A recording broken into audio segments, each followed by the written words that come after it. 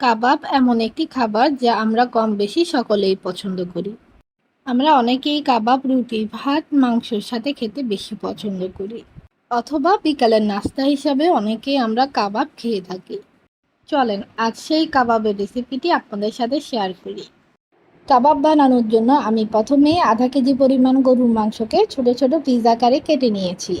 ছোট পিস আকারে কেটে নেওয়ার মূল কারণ হলো যাতে তাড়াতাড়ি করে গরুর মাংস সিদ্ধ হয়ে আসে। কাবাবের কিমাগুলো যাতে খুব সহজে রান্না করা হয়ে যায় এবং সময়ও যাতে কম লাগে, সেই জন্য আমি আজকে আপনাদের প্রেসার কুকারে রান্নাটি সম্পূর্ণ করে দেখাবো।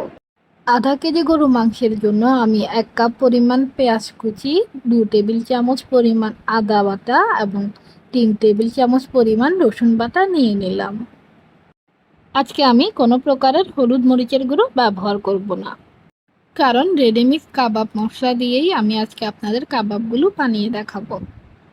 এই জন্যে আমি 3 চামচ পরিমাণ রাঁধুনি কাবাব মশলা নিয়ে নিলাম। সাথে পরিমাণ মতো লবণ, 4-5টা এলাচ, 2 টুকরো দারচিনি, 2টো তেজপাতা নিয়ে দিলাম।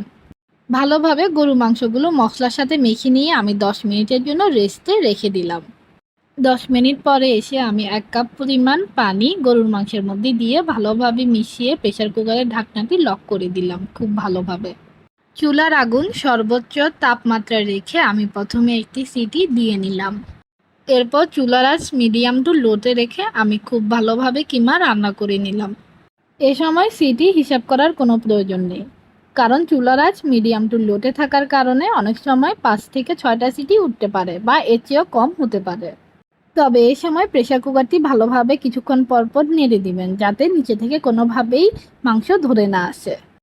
30 মিনিট পরে আমি চামচের সাহায্যে সম্পূর্ণ ভাঁজটি বের করে নিয়ে ঢাকনাটি উঠিয়ে নিলাম। ঢাকনা খোলার সাথে সাথেই দেখবেন খুব সুন্দর একটা স্মেল পুরো বাসায় ছড়িয়ে পড়েছে। আগে থেকেই ভালোভাবে ধুয়ে রাখা 3 ঘন্টার জন্য ভিজিয়ে রাখা 1.5 কাপ পরিমাণ বুটের ডাল আমি এতে দিয়ে দিলাম। আপনাদের অনেকেরই কোশ্চেন থাকে কাবাব তেলে ভাজার সময় হয় ভেঙে যায় না অথবা খুলে আসে। এর কারণ হলো মাংস এবং ডালের পরিমাণ সঠিকভাবে ব্যবহার না করা। এই জন্যে আপনারা যে পরিমাণ মাংস ব্যবহার করবেন তার অর্ধেক পরিমাণ ডাল ব্যবহার করবেন, এতে করে কাবাব পারফেক্টভাবে হবে। কাবাবে কোনো পরিমাণ সমস্যা হবে না। চামচ দিয়ে আমি খুব ভালোভাবে ডাল এবং মাংস মিশিয়ে নিলাম, সাথে 1 কাপ পরিমাণ পানি দিয়ে ভালোভাবে ঢাকনা লক করে দিলাম আবারও 30 মিনিটের জন্য। 30 মিনিট পরে ঢাকনা উঠিয়ে দেখবেন মাংসের পানি বেশ শুকিয়ে এসেছে এবং কিছুটা আঠালো হয়ে এসেছে মাংস। ঠিক এই পর্যায়ে চুলার আগুন লোতে রেখে আমি আরও 10 মিনিট ভালোভাবে মাংস নেড়ে শুকিয়ে নিব, যতক্ষণ পর্যন্ত না মাংস থেকে সম্পূর্ণ পানি শুকিয়ে আসছে এবং মাংস বেশ শক্ত হয়ে আসছে। যখন দেখবেন মাংস থেকে সম্পূর্ণ পানি শুকিয়ে গিয়েছে এবং মাংস আঠালো হয়ে এসেছে, ঠিক এ পর্যায়ে আমি একটি বড় পাত্রে মাংস ঢেলে নিলাম। 1 ঘন্টার জন্য ফ্যানের নিচে রেখে দিলাম যাতে মাংস ঠান্ডা হয়ে আসে।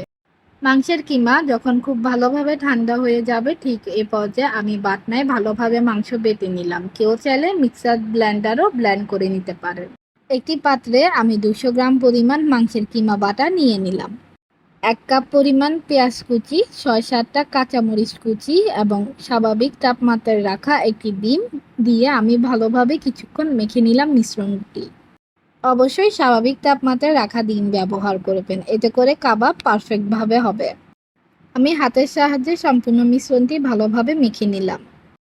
এখন আমি 1 চামচ পরিমাণ রাঁধুনি কাবাব মশলা দিয়ে আরও কিছুক্ষণ ভালোভাবে মেখে নিব হাতের সাহায্যে। পরিমাণ মতো কিছুটা তেল আমি ভালোভাবে হাতে মেখে নিলাম। এতে করে কাবাবের কিমা হাতে লেগে যাবে না, খুব ভালোভাবে কাবাবের আকার দেওয়া যাবে। আমি হাতের আঙ্গুলের সাহায্যে গোল গোল আকৃতির কাবাবের আকার দিয়ে দিলাম। কেউ চাইলে অন্য কোনো আকারেও কাবাবগুলো বানিয়ে নিতে পারেন। একই নিয়মে আমি সবগুলো কাবাব ভালোভাবে বানিয়ে নিলাম। চুলায় একটি প্যান বসিয়ে পরিমাণ মতো তেল দিয়ে ভালোভাবে গরম করে নিলাম। কাবাবগুলো একে একে তেলের উপর ভালোভাবে দিয়ে দিলাম। এই সময় চুলার আগুন মিডিয়াম টু লোতে থাকবে, তা না হলে কাবাব দেওয়ার সাথে সাথে কাবাব পুড়ে যাওয়ার সম্ভাবনা থাকতে পারে। ঘড়ি ধরা 6 মিনিট পরে আমি সবগুলো কাবাব চামচের সাহায্যে উল্টে দিলাম। দুটি পাশ 6 মিনিটের জন্য খুব ভালোভাবে আমি মিডিয়াম টু লো আঁচে রেখে ভেজে নিলাম, যতক্ষণ পর্যন্ত না খুব সুন্দর একটি কালার চলে আসছে। যখন দেখবেন কাবাবগুলোতে খুব সুন্দর একটি খয়েরি কালার চলে এসেছে, ঠিক এ পর্যায়ে আমি কাবাবগুলো নামিয়ে নিলাম।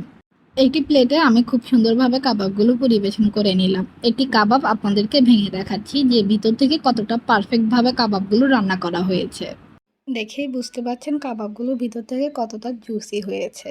আশা করছি ভিডিওটি সকলের কাছে ভালো লেগেছে। আজ এখানে বিদায় নিচ্ছি। আল্লাহ হাফেজ।